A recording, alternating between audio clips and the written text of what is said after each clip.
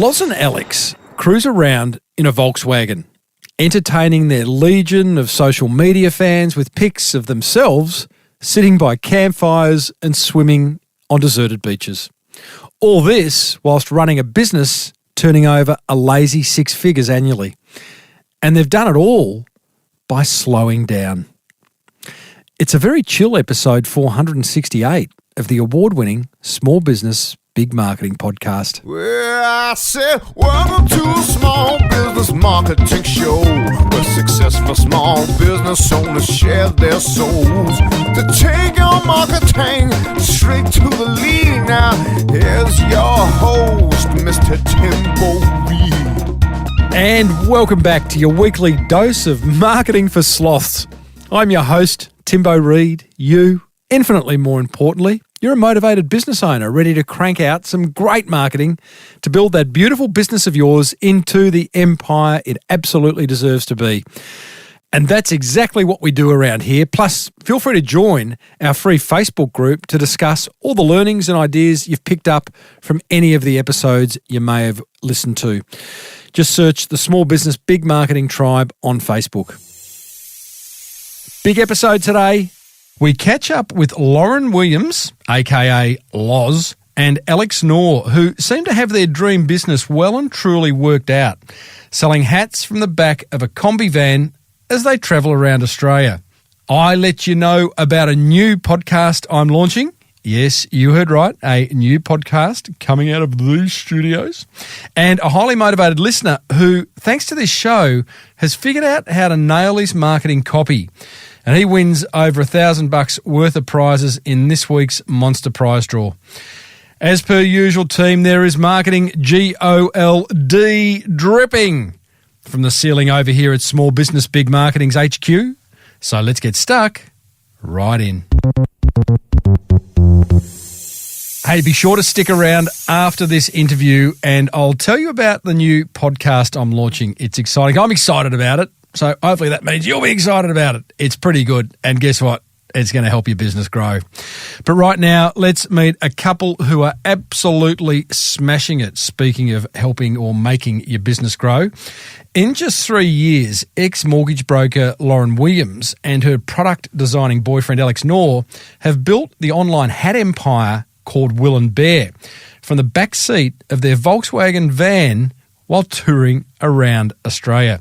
To do so, they've adopted an innovative digital-first business model which has enabled the Will and Bear brand to experience, guess what, triple-digit sales growth year on year. 3 years in a row. Pretty good, huh?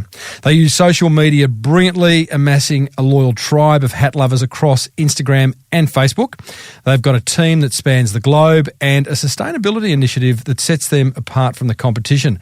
They also give some pretty good insights into how this generation of millennial business owners sees things. And here's the tip. It's not all about growing an empire. Oops, got that wrong. Notebooks out, team, as they school us on how to start a business and build one in the 21st century. And I started off by asking them how they met. On Tinder, actually. Really? Yeah. Yep. Just like that. Who swiped right? Well, you must have, I'm trying to figure that one out. One of you swiped right. Yeah, I wonder who did it first. We actually have no idea. But it did take me about a month to reply to him. Really? Yeah. Playing hard to get or just kind of thought he's a bit weird? No, well, you know, in the process of him swiping and saying, hey, I was like, I'm over Tinder. I got to get rid of it. Right. And then I started it back up and I was like, that guy looks pretty cute. Maybe I should say hey. Love it. Love it. Alex, got anything to add to that? You're being very quiet. No, I'm wondering what she was going to say. That's good. You mean you guys live in a van and you haven't had this conversation yet? You must be running out of things to say. No. There's always things to say. We talk about hats quite a lot. No doubt. That's why conversations. That's why we're here. Now listen, you both escaped the cubicle. One was a mortgage broker, the other a product designer. What were you thinking at the time? Yeah, I mean, for me, I was working freelance design pretty early on in my career. I switched up out of the 9 to 5 pretty early. And I kind of got used to that lifestyle. So, and I got sort of working as a freelance designer, I just got to see the back end of lots of different businesses, which was really nice. And got to work with founders and marketing managers. And so I got contact with a lot of different people and a lot of businesses, and that kind of gave me like a really good insight to how these sort of businesses run. And Loz, you're selling mortgages, so you needed to get out. You were bored. Yeah, that's about right. I'd actually been at the bank for 10 years by the time that I'd left, and it was very different to what I do now. But like looking back since we started Will and Bear, there's so much of what I learnt there that I kind of brought across to Will and Bear business wise, and I do a lot of the admin and the finance stuff for business, so it did actually help. But I don't know if I could go back to mortgage. Well, I guess the reality is, no matter where you are in the world and where you're running your business from, some of the fundamentals are the fundamentals. Whether you're sitting in a mahogany office in a bank, or whether you're sitting in the back of a shag pile covered combi van, which I'm sure it isn't shag pile carpet, but that's the vision I have in my mind. I actually have a soundtrack playing for you guys, which is kind of like Xavier Rudd, Follow the Sun, kind of maybe a bit of, Angus and Julia. Yeah, that sounds Big Jet about Plane. right. Have I got it? Yeah. Good. Now, the impetus for starting a business together, you guys meet on Tinder, you fall madly in love. Where'd the idea to go into business together come from? So it was actually like about 6 months after we met, we went on our first holiday together. And so we went to Tasmania. It was the middle of summer. And I'd always worn hats, and I brought my hat, and I noticed that Alex didn't have one. And I was like, you need a hat. Like, it's like so hot. We're in Tassie. It's going to be too hot to not have one. Was it about 12 degrees, was it? Pardon? I said, was it about 12 degrees, the middle of summer in Tassie? Yeah, it was getting over 12. It was getting real hot in Tassie. We were living in Melbourne at the time, so yeah. Yes, okay. We weren't used to the hot weather. Yeah. Nothing like Noosa, mate. No, I know that. Yeah, so Alex not wearing a hat, you're thinking, hey, we could start a hat company. Well, I actually found it quite difficult to find one so I explored all the brands and I couldn't find one that I really connected with. What do you mean connected, Alex? Oh, I mean exploring all the other brands out there. Yeah. So when he was trying, we went to a few different shops, and as he was trying them on, it was really obvious that he wasn't really confident to try the big ones on. And he kind of, I could tell that he felt a little bit weird even picking the hat up to try it on, or there wasn't a brand that we knew or that we felt comfortable with. And it was just kind of, I think it was that process that got something ticking in our brain that was like, oh, that's so strange. Like, we wear hats. It's like, you need them in Australia. Mm-hmm. Isn't it so strange that we don't know a hat brand that we would go and buy a hat from, or the fact that Alex wasn't really comfortable to even try them on? Mm-hmm. That was where the initial kind of idea came from, was like, okay, that started thinking. We're talking, 3 years ago, 2016. So was the hat market, Loz, back then, I don't know what the market's like. Was it a crowded market? It's not a huge market in Australia, to be honest. There's a couple of really big brands that have been around forever, but for the younger market, for the market that we were looking in, it wasn't really wasn't huge. And there was a couple other brands that we found about that were kind of more fashion based. And I mean, we wanted a hat for practical reasons, but we didn't want to spend $300 on our first hat because we weren't committed hat wearers back then like we are now. So you didn't have any other ideas? You didn't have a big whiteboard and trying to brainstorm what business can we go into? It was hats from day one. It was just, what happened was after we bought the hat, because Alex is a photographer and we both love being outdoors, and we bought the hat and we started taking these amazing photos of Tasmania wearing the hat outdoors, and we're like, you know what? There should be a brand that connects nature to hats and encourages people to be outdoors and look after the environment, because that's the place you need your hat in. Mm-hmm. So that was where the idea really kind of was cemented. Okay, so you go, let's do a hat business. You leave your jobs. What do you do first? I mean, Alex, you're a designer. Did you put a few designs down, or did you just simply go and buy some hats from somewhere? It wasn't that simple, because we couldn't actually leave our jobs at the start. We were still working full time. I was working almost 12 months in, still working, to starting the business. And then Loz was still working about 6 months in. So this is a side hustle. Side hustle, yes. And we had a few other side hustles going. So there was very minimal sleep, lots of coffee. Awesome. What were your other side hustles, Loz? So I was doing the mortgage broking, and then I was also doing social media marketing. So I had I'd started that for one other brand. Yep. And we started doing it pretty early on to kind of test the concept of Will and Bear as well. Mm-hmm.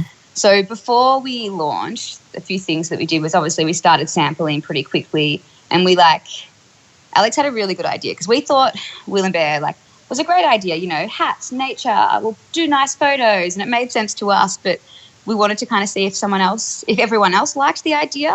So we started a social media account called Babes in Hats, probably maybe 6 months out from launching. And I was spending a lot of hours on that every day, kind of testing the photos we want to use, the messaging, if people even wanted to see people in nature with hats. So that took up a lot of time before we launched as well. That's a great idea. So that is a bit of a testing ground simply for the idea. What are we talking? It just gave us the ability to see what photography styles worked, what messaging worked, what worked in terms of growing your account and following easier, engagement, all that sort of stuff. So what our audience would really like. Yeah, and it actually, we didn't plan for it, but because we had, 6 months before the business to kind of talk to people, we ended up making a lot of friendships, and there's a lot of ambassadors that we work with that we met through that account that are still out frolicking in Will and Bear hats. What did you learn from that 6 months with Babes in Hats? No, we learnt to be real. And authentic. And to tell a story instead of just putting pretty people in hats. Yeah. So people like the real stuff, which is why we now tell our story from the road, and it's the whole concept of the brand is hey, this is us. Anyone can be part of this brand. It's really inclusive. Yeah, I mean, that was a big thing for us to be an inclusive brand, and I think authentic storytelling was always a big part of that. I think what we learned really from Babes in Hats also was who we wanted our almost brand ambassadors to be. So we worked out a key market pretty strongly in photographers, and that was what we set out to do once we launched. Yeah, so as soon as we launched, we sent about 100 hats out to our favourite photographers all over the world, and we said, look, you don't need to do anything for us. We just want our hats on amazing photographers because that's what we love, and that really helped build the story of Will and Bear. Now it's kind of a lot of the people that buy our hats are photographers, which means that we get this epic stream of content that we can share. That's a great idea. So just let me understand that. In order to launch, you identified your 100 favourite photographers in the world, sent them a hat. Yeah, and we just sent them all a hat and said, we don't want anything, just want your hat, just want our hats on your heads. And then, of course, they ended up in photos, and we're still friends with a lot of them. We've done some trips with some of them, and it was it was really good in the end. What a great idea. Thanks. Yeah, so it seemed natural for us because we're both very creative, and we gravitate towards these people. So some of these people were almost our heroes in a sense. Mm-hmm. And it was amazing who actually you'd see a post come through a month or two later, and you'd be stoked. You'd be oh my God, this person. It was so exciting. So and as Loz said, we're friends with a lot of them now, and we're all kind of working together, which is great. Just understanding the logistics of that for others who may want to do, because I'm a big fan of asking. I think so many small business owners, we don't ask because we're too scared of hearing a no. Well, do you know what? At the start, I was scared. I'm oh my God, we're so small. They're so cool, and I had everyone up on a pedestal. But one of the biggest lessons I've learned from social media is everyone's a person, just like us. Everyone's just a person. Most people are nice. Yes, well said. Yeah, no matter how many followers you've got or what coolest people are in the photos, everyone's really willing to basically help small business. Yeah, well said. Too. Just understanding the logistics of the Instagram idea and sending the photographers, what did you do? Did you reach out to each of your photographers and say, hey, I want to send you a hat. Can you direct message me your address? Is that kind of how simple it was? For some of them, but a lot, because I had the idea of doing that pretty early on when we started Babes in Hats, I kind of started forming relationships first. So I would, follow them, make sure I was commenting on all of their photos, and then I'd start a conversation and I wanted to become friends with them, a lot of them as well, and talk about their travels and what they do and what they'd like to get out of things as well. So a lot of them I tried to make a really personal effort with before we launched the brand. So when we launched, it wasn't just completely out of the blue.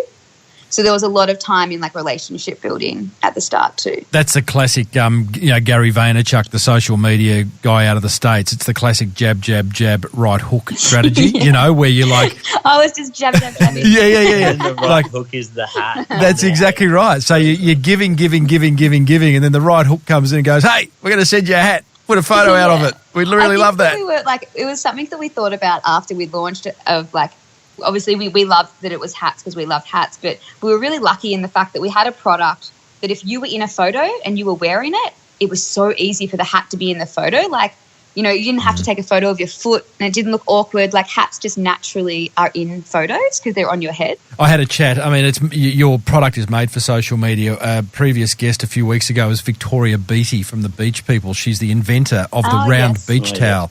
And again, just her social media marketing was so easy because everyone wanted to take a photo of themselves on their round beach towel down the beach. And they nailed it. Yep, they absolutely nailed it. They are smashing it, aren't they? So, so we've tested it. Babes in Hats has worked. Lots of great feedback. You've sent off 100 hats to your top 100 photographers around the world. You're getting some action on social media there. You launch the company, and what happens? Nothing. Oh, there's a few crickets. I love it. Love a cricket. Our family bought a few hats.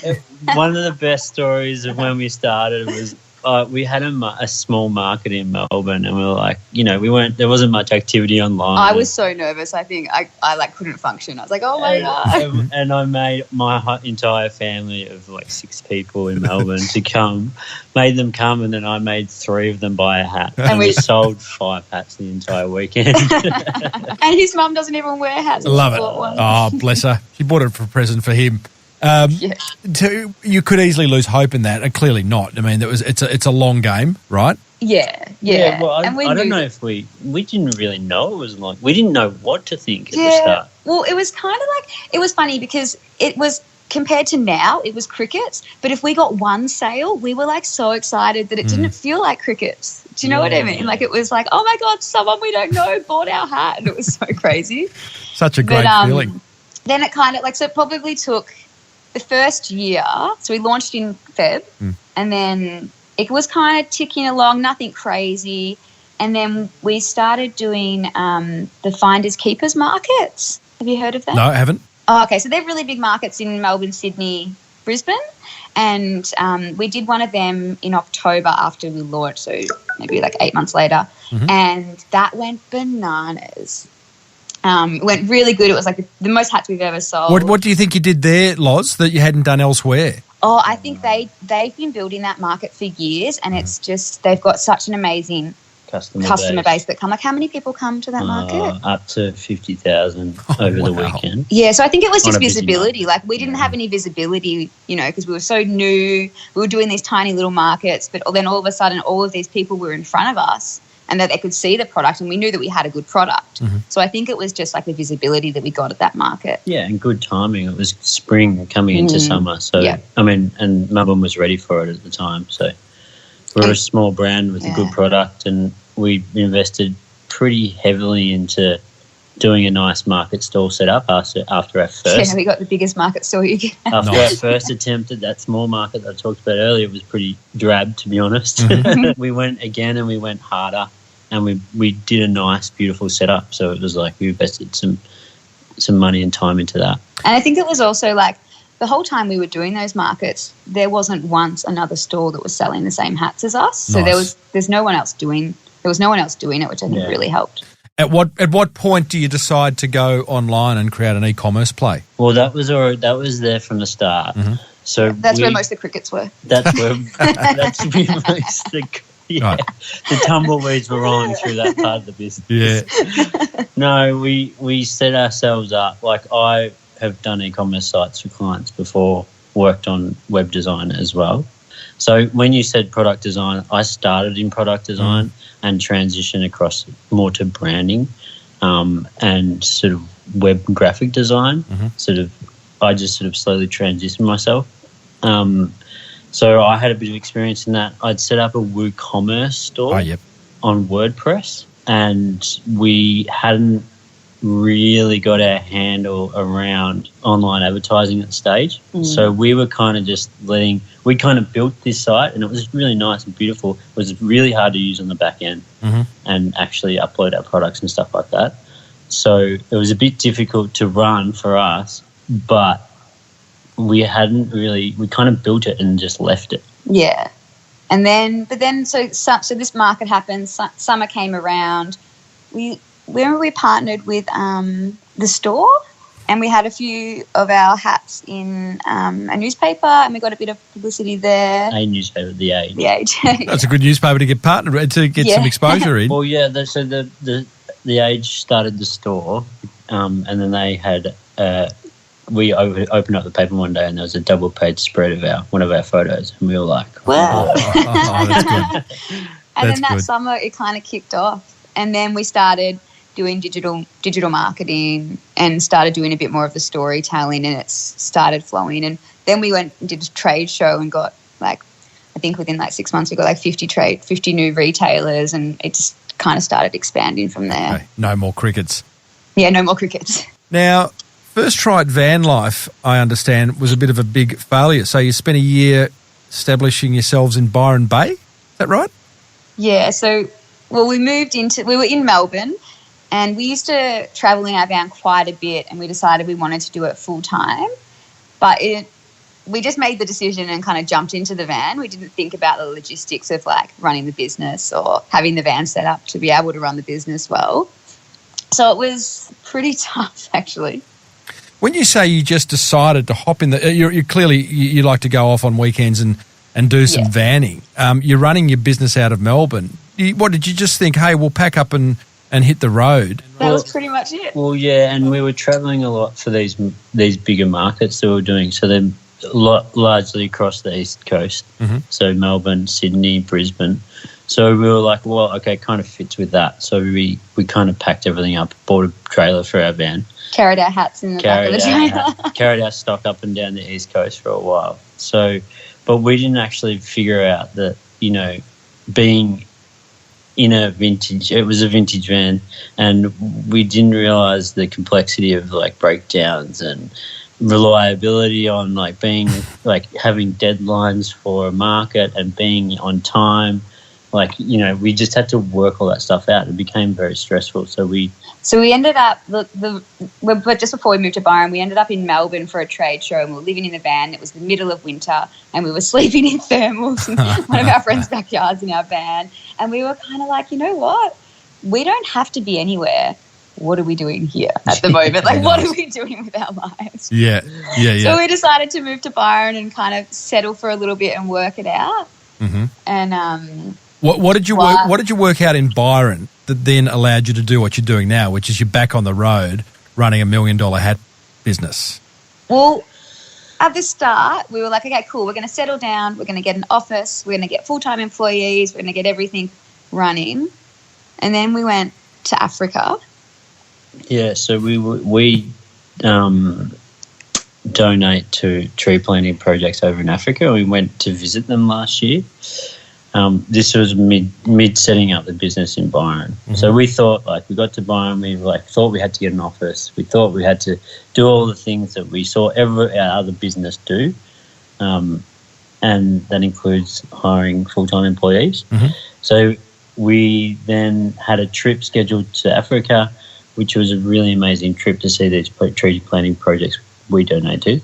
So we got back from that, and we were it was a really humbling experience. We just decided that we didn't need to grow like we were growing. So we didn't need to say yes to everything just because we thought we kind of had to. I think we got back and we were like, okay, cool. Maybe we don't need everything we think we need, and maybe we don't need to be as big just for the sake of being big as a business. So what we kind of sat back, and it was the first time since we had the business that we had space to kind of evaluate where we want it to go, what we want to do, how we want it to benefit us as individuals as well. When you had that, that's beautiful. When you had that realisation that you don't need to say yes to everything, you don't need to build an empire. Did you find that your business went to another level? Yes. And then the empire started building. No, kidding. But no, it did because it was flowing because we were kind of we were happier and we weren't doing everything like because we were like, you know, out of fear. We weren't saying yes because we thought it wasn't going to work. We were saying no because it's okay if that bit doesn't work. So just to be clear, because one of you said it did go well, the other one said it didn't. It clearly, it sounds like the business, however you want to measure it, it was a better business for you both as a result of making that decision. No, we both agree. Yeah, it went better. Definitely both agree. So I said it's better for us, and the business is actually going better. Isn't that awesome? Yeah, it was amazing. So do you, because you've had triple-digit growth year on year, does that concern you? Do you sometimes think, how do we put the brakes on? It's getting too big. Yeah, but I mean, that's what we did last year. So when we made that decision of, okay, we don't need to keep growing because we don't want to have a business that we can't maintain ourselves, and we're only 2 individuals. So we did slow things down, and we're like, okay, cool. Online can grow as much as we want because we have our warehouse that's all set up. We know the figures, and we're like, okay, cool. We've already got 120 wholesale stores. Let's just cap that. We don't need to get bigger in wholesale because that creates much more work for us. So it's like we're only allowing ourselves to grow in the sections that are simpler for the business. What a great relief. You know, so many business owners just chasing growth. Go. And you guys have kind of... We got one really good bit of advice once, remember? So when we were... We met some friends. Well, we were staying in Airbnb, and it was the people who owned a little brand in Byron, and they said that the one thing that they could tell us for all the business, all the time everything they've learned in their business is don't get too big, like be small and sustainable, and don't get too big. But that was not a one-off too. Like we heard that more and more as we went along from other businesses, and I think that's kind of what gave us the confidence to actually make that decision and just be like, yep, that's it. Hey, do you mind if I ask how old you guys are? 31. Okay. So here comes a question from an old guy. Is that a millennial thing that you just talked about? Where I think maybe because maybe like we're thinking more about like our quality of life over like the business. I'm not sure. Like maybe the mindset's different.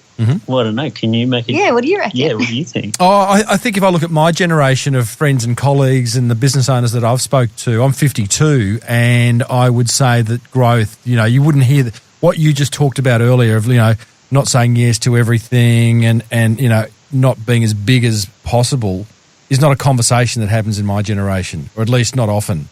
It's a conversation I hear more and more. You know, in my kids' generation, my kids are like early 20s, and they're much more interested in a quality of life, in sustainability, in managing the planet, and living an authentic life. And they probably see their parents who've worked their rings off and don't want to be like that. Yeah, I think that's probably a really good point. I'd say you're spot on. Yeah. Mate. And I think a lot of people like our age, like it's hard not to get sucked into the property market and all that sort of hype. But I made the decision to sort of stay away from that a little bit in the sense that so I could do something like this. So there are some social pressure that you get from general society around that, but I decided to go down this path. And well, we actually were like, the money that we used to start Will and Bear could have been towards a house deposit. Yes. Because we used our own cash. So we thought this was a better investment. Yeah. So, guys, you're in Byron, you've had your epiphanies, you've got yourself sorted out. It's time to hit the road, Jack. Don't you come back no more. Thank you very much. I was going to sing that, but that wouldn't have been good. Sounds so simple. Yeah, I know. Like, please interrupt and say, hang on, Timbo, you're kind of kidding yourself there. There was a lot more. I mean, where were the complications before you hit the road or when you hit the road for the second time? Oh, my God. So because we'd learnt so much from living in the van the first time, the first thing that we wanted to set up was like, okay, if we're going to live in the van, how do we actually work? How do we manage a team? How do we like live and have time off in the van and all this stuff? So one of the first things was setting up, like making sure we had the right team members. So we've always been really big in outsourcing the things we can't do or the things that we're not great at, because there's no point us wasting our time. So we first made sure that we had like one dedicated team member who could also work remotely from wherever they are in the world for each aspect of the business that we wanted managed by someone else. Mm-hmm. So that was the first thing that we set up. So we've got a wholesale manager in Byron. We've got a designer in Norway. We've got PR agent in LA. In LA, yeah. A web dev in Melbourne, digital marketing in Melbourne, supply chain in Palm Beach. And there we set it up so every one of those staff members are on contract and they can work from wherever. So the whole team is kind of living the ethos that we are living. A couple of questions around that team. That's fascinating. So you got a team all over the world. How have you found them? Like literally, how have you gone? Amazing. So no. I mean logistically, how have you found them on a site like Upwork? Most of them we've actually found through friends. Yeah, friends of friends. Recommendations. Yeah, and they've slowly so some of them have been with us a bit longer. But yeah, apart from the designer, the rest of them we've found through friends of friends, which is quite easy when we were in Byron because there's such a huge network of people doing really similar stuff. Okay, so you've got them all over the world. Are they a team that talks to each other? Have you met each one of them? Some of them have, some of them haven't. Mm-hmm. Most of them have because a lot of them were started in Byron and then moved away. Uh-huh. Okay, so you got your team all over the world. What other hurdles did you have to conquer in order for van life to be awesome? Well, we ended up restoring the van. Because we lived in the van previously, we had some upgrades we needed to do, we thought. So we wanted to make it feel amazing, like a space we wanted to be in instead of a tiny little van. So describe it to us. Take us on a tour of the van. All right, so the front, we've got two front seats that also turn around to face the back when you want to turn it into a lounge room. Yeah, love it. Behind the back seats, there's a bench that has a kitchen, so a little sink, a full functioning fridge. And then behind that, there's like little wardrobes that we can keep all of our food and our clothes in. Mm-hmm. And Alex has built me a section for all of my candles and crystals when I need to calm down and meditate. Alex, you are a romantic. Originally, we're like, you know what? We'll give ourselves a month. We'll just restore the van in a month and then we'll hit the road in January. We ended up hitting the road in May and the van took 6 months. Turns out you got to do way more sanding than I thought. Right. To repaint the van too. Tip number 3. Don't underestimate the sanding. Yeah. So okay, we're on the road. Everything's you've overcome that. What's van life like these days for you? Yeah, it's been great. It's amazing. We find that like we just want to get away from everything and just by ourselves mostly. It's really interesting. Like we find it really nice just to be remote and just sort of on our own. I think one of the reasons we like that so much is because the decision that we made to not say yes to everything and to kind of make decisions for our own life is easier to make when you're kind of not influenced by it as much. And when we're out in nature, it reminds us just to kind of be truer to our decisions. Nice. And ourselves. So how do you actually run the business? So it's all very well to have a nice van and be cruising around. Yeah, that's a really good point. Yeah, it's still going, by the way.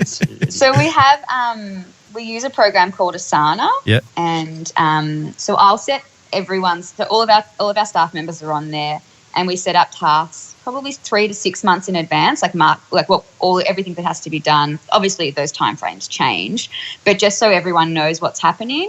And then I'll jump in probably twice a week to talk to everyone to make sure they're cool, and then probably once a week have a call with each staff member as well to make sure that everything's all good. All the hats are warehouse now, obviously somewhere central. I think, did you say Melbourne? Sydney. Sydney. Yeah. So you're not carrying you haven't got a trailer. You're not doing markets anymore. It's 100%. No, well, that was one big thing actually. So we decided that we can't do any events for the year that we're living in the van because otherwise there's timelines, and if the van breaks down, it's just going to add stress, and we don't want to have to be in any capital cities for too long. So no events this year.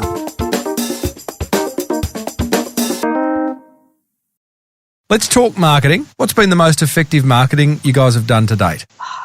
Storytelling through social media, definitely. So what's that look like? A lot of the, like what we spoke about earlier, was like a lot of the, I think the reason that our marketing works is because it's like, if it's not a story on what me and Alex are doing, it's a story on what maybe some of our ambassadors are doing and what they're doing in the hat. So it's it's kind of less about the hats and more about the lifestyle. So give us an example, maybe the most popular post you did on Insta or Facebook in regards to storytelling. The most popular posts are always the ones from our van life when our van's broken down. People love it when something goes wrong and you tell them. It's so strange. Just very personal real stuff, stories, real stuff. And we're talking. So just paint a picture, Loz. Like it's a photo. Underneath, you've told a bit of a story of where you are and what's going on. Yeah. So one of the ones that did the best was actually when we started the trip, we did a Instagram versus reality post, and it was a really pretty picture of us and our van and the sunset, and then next to it was a picture of our van with no canopy on our roof because the wind had blown the canopy off and we had a convertible van, and it was just telling the story of how the photos that you see are so different to what happens in the background. Yes. So that was one of our best posts. What do you think about that? I've looked at your social media. It's beautiful. I had a question around how does a hat label get 70,000 followers on Insta, but I can sort of get it because your pics are beautiful. But social media, the nature of it, you do depict your best life. And you guys do that more than depicting your worst life. And I get that, but what's your view on all of that? So if you have a look at our Instagram stories, they probably depict our real life more. So we have quite a strict policy with the curation of our Instagram feed because we both love really good photography. Yep. But we share a lot of our personal stories and the brand's personal behind the scenes stuff through our stories. So we're kind of comfortable in having those two different platforms. Oh, that's a great distinction. So your stories are real. They're on the move. They're authentic, and then your Insta feed is that the terminology is where you're sharing the what would you call it? It's not glitzy. It's just the more kind of manicured. I reckon the Instagram feed's more art to us. Yes. Yeah, that's kind of like our art that we love. But so for instance, when our van broke down, we did a 3-minute video of us talking to our mechanic and what was going on, and we put that up on our Instagram story, and that got really good engagement. And people were like, "Oh my God, do you need help? Do you need somewhere to stay?" And it was really nice. Oh, that's awesome. That's awesome. And it's kind of a nice outlet for us. So it's more about the behind the scenes, and it's a bit less curated, and it's easier for us to communicate with our audience on those different platforms. Being very curated on the front end of Instagram is actually a really difficult task, but being real and honest and a little less polished on the back end is a really nice outlet for us. So with the art, as you call it, that you send out on your Insta feed, I mean, they're beautiful photographs. Clearly you both are into photography. Is there a plan? Do you sort of, you're driving across the Nullarbor and really plotting and planning what that next pic's going to look like, and then is the setup like a proper shoot or? No. Nothing's real. So an example would be the kids shoot. Yeah, some of our best content is just trips that we organise with friends and family. So we're launching a new kids range coming out very soon, actually, and we just did a trip from through Victoria to SA with Loz's niece and nephew, and it was 10 days. 10 days, and so we plan out, instead of planning photo shoots, we try to plan week-long trips with people so the content we get is more authentic and we actually have had a good time getting it. Got it. And it turns out to be so much better than just planning a day photo shoot with models. Yeah, we've tried both, to be honest. And what we feel most comfortable with putting out is the real authentic travel stuff, the stuff that we're on the trip with them, we're experiencing it. And it comes through in the models, or it comes through in the non-models, because they're having such a good time that they forget about the camera. So it's it feels way more authentic than we could have ever imagined. So you guys are smashing Instagram. What role Facebook and Pinterest? Facebook we do use Facebook, and we do a lot of ads on Facebook as well, digital marketing. Yeah. I mean, look, I think for us, largely Instagram was the first entry point for anyone. It's kind of where we feel comfortable. It's where we feel comfortable, but really what else is driving our growth is online advertising as well. Yeah, Google ads. Yeah. Making sure our SEO is up to scratch. all that sort of stuff. So we invest heavily in our And we website. do a lot of email marketing as well. Tell me about that, because I hear business owners go, "Oh, email marketing, that's dead. We're all spammed. Our inboxes are full." What makes your email marketing convert? So we try to do the storytelling through the email marketing. So there's a lot of content that we have on our blog that we maybe don't share everywhere else. So I think that's the difference between email marketing and what you see here is like there's like more in-depth stories if you're interested in that. Okay. So it's keeping it separate. You might find stories a little bit more in depth about sustainability, or a trip that, say, our ambassador Stefan has done, like through Mongolia on horseback. And so if you really want to get a deep dive into sort of what we're about, that's probably the best spot. Yeah, back to Facebook and Pinterest. Are they more paid advertising on those platforms versus uploading Pinterest original is content? One we've never really nailed. We've got Pinterest set up and we use it a fair bit, but we don't actually see much. We don't see a very good conversion, so we haven't spent a lot of time with Pinterest. Mm-hmm. It's more Facebook, Google, and Instagram for us. Interesting. What about content marketing? Blogging, YouTube, anything like that? Well, the plan is to start a YouTube channel because we're gonna do a story about the working from the road, but it's also like we said, we didn't want to take on too much, and we're just two little people. We just have to find time for it, or we're thinking of maybe hiring a videographer to help us with that. But YouTube is definitely something we want to do. Yeah, YouTube I think for us would be one of the biggest platforms for us to invest in. I think it'd go really well for us. Well, it's actually crazy. When we were on the road with my niece and nephew, they're so little, and they use YouTube. Yeah, they use YouTube, and I think there's something in that like a lot of the younger people. It's a little bit scary, but it's probably just the way it's going. No doubt. Loz, I'm going to ask you both, but Loz, what's the most favourite part? You're 3 years out of being a mortgage broker. What do you most love about running the business that you have these days? I love the community the most. So when I started it, one of the reasons I wanted to start it was to be able to involve the people around me in something that makes kind of everyone's life better. And I love that now I get to go on trips with like my niece and nephew, and my sister is one of our employees also. She's our customer service employee, and she has more freedom because she works for us and she gets to be involved in it, and that's definitely my favourite part. Alex? I always wanted to sort of have a business that gives back, and I think that adding the tree planting project that we haven't really touched on, but yeah, that was always been a big goal for me, something that can contribute to greater society rather than just being a personal thing. I think that's really important for businesses. We haven't touched on it, and what it is, for one hat sold, you plant 10 trees in Africa, and I think up to now you've got 10 hectares of trees planted in Africa. Is that right? Up to now it is, I was going to check out. Well, the number of trees is 400,000 trees. Awesome. Yeah. And is that clearly for you, Alex? That's a feel-good thing. Is there a commercial reality to that, or you? Yeah. I mean, I think it's the way. I think you touched on it before about the next generation coming through. I think they're a bit more aware of this stuff, and they want to be able to give back as well. And it really is a platform for our customers as well. Like for them to know that we're willing to put money up for these causes, and that potentially buying a hat can contribute. I think that's really wonderful. That's awesome. And the programs that we donate to are largely environmental, but there's also humanitarian. That the tree plantations provide food for a lot of hungry people in Africa as well. So it's a really complex, interesting ecosystem that's over there.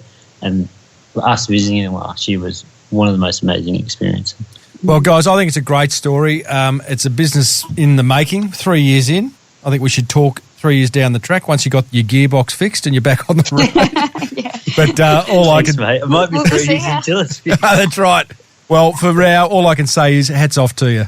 Oh, thank you. Thanks, mate. Yeah.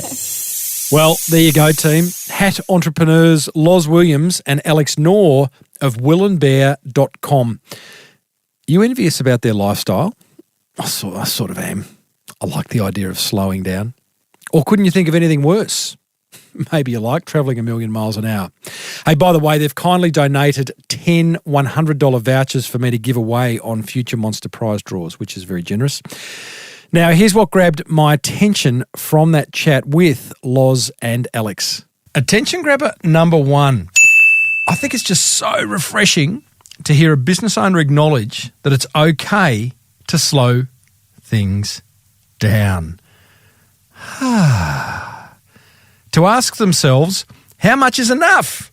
How big do we really want to be?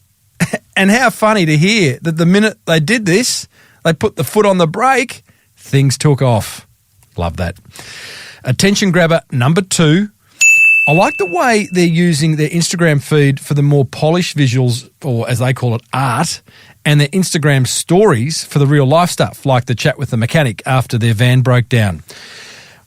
Which kind of raises the question, if I did that, what behind-the-scenes stuff would you like to see from this show? Tell me. Hit me up on Twitter. Keep it to 140 characters.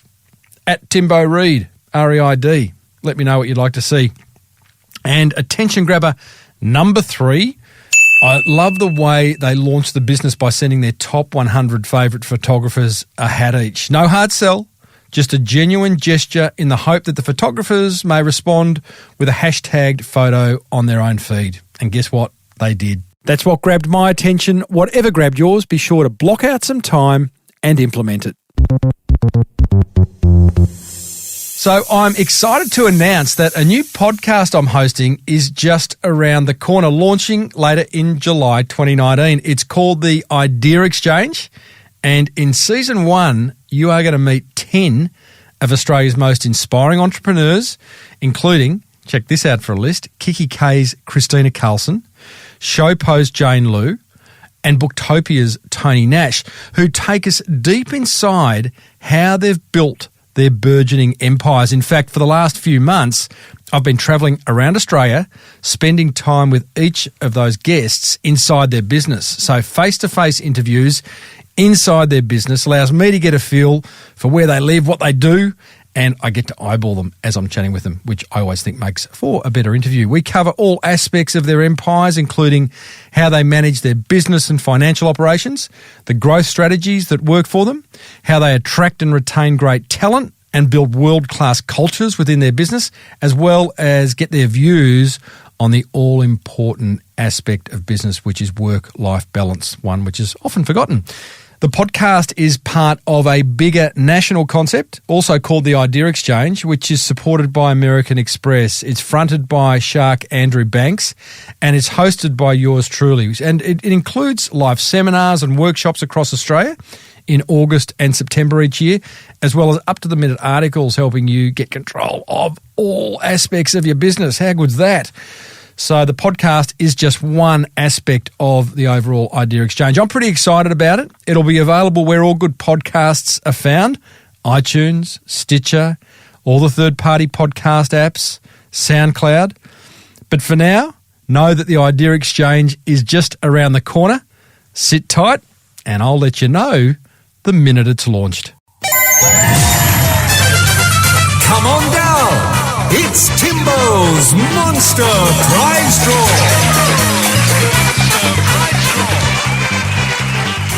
Oh, yes, indeedly doodly. It's time to reward another motivated listener for taking some swift marketing action. And today's winner is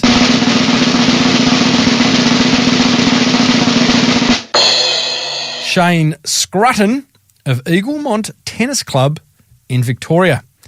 And Shane says, "Hey, Timbo, I've picked up a lot of ideas from your show, but probably the most effective has been to write my website copy in a more conversational, relaxed language without all the jargon and hyperbole other tennis coaching websites gravitate towards.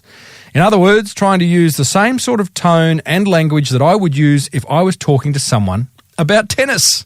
This has helped my website climb up the Google charts immensely. Thanks for your help.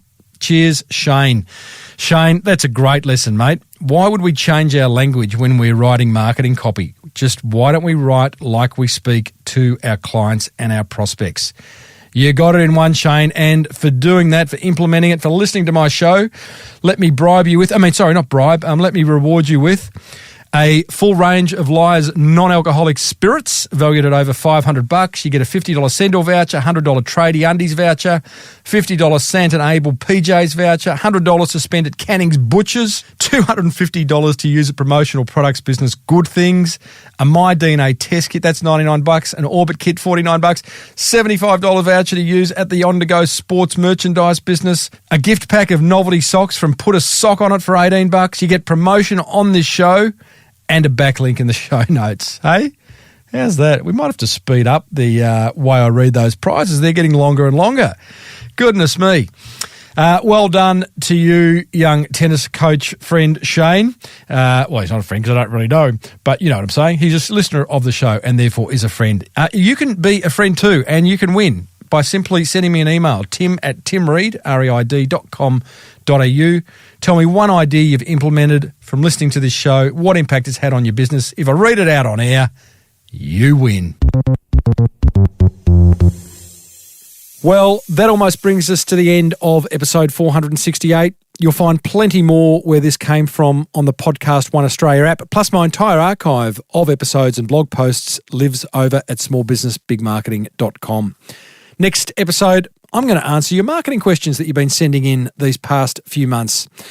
If you're getting some value from listening, please let other business owners know about the podcast, which is presented by me, Timbo Reid, and cleverly pulled together by the highly diligent team at Podcast One Australia. Until next time, thanks for tuning in. Now get out there and take action.